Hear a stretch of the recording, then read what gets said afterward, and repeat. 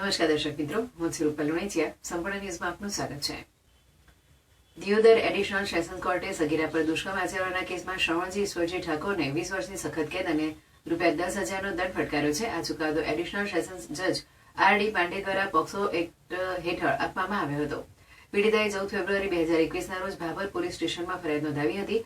ફરિયાદ મુજબ 11 જાન્યુઆરી 2021ના રોજ આરોપી શ્રવણજી કુંવરજી ઠાકોર, ઉંમર વર્ષ 26, રહેઠાણ કુવાણા, શાળાએ જતી વખતે પીડિતાની પાછળ આવતો અને ખરાબ ચેનચાળા કરી ધમકીઓ આપતો હતો.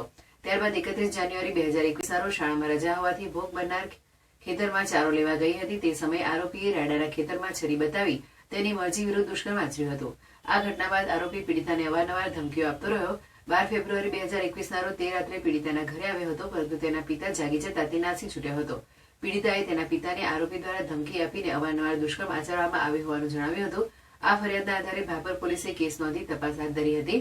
પોલીસ સબ ઇન્સ્પેક્ટર PL આહિરે તપાસ પૂર્ણ કરી દિયોદર કોર્ટમાં ચાર્જશીટ રજૂ કર્યું હતું. આ કેસ દિયોદર એડિશનલ સેશન્સ જજ R.D. પાંડેની કોર્ટમાં ચાલ્યો હતો. કોર્ટે તમામ પુરાવા અને સાક્ષીઓને ધ્યાનમાં રાખીને આરોપી શ્રવણજી ઠાકોરને IPC કલમ 376(2)N અને પોક્સો હેઠળની એક્ટની કલમ 4(6) હેઠળ દોષિત ઠેરવ્યો હતો.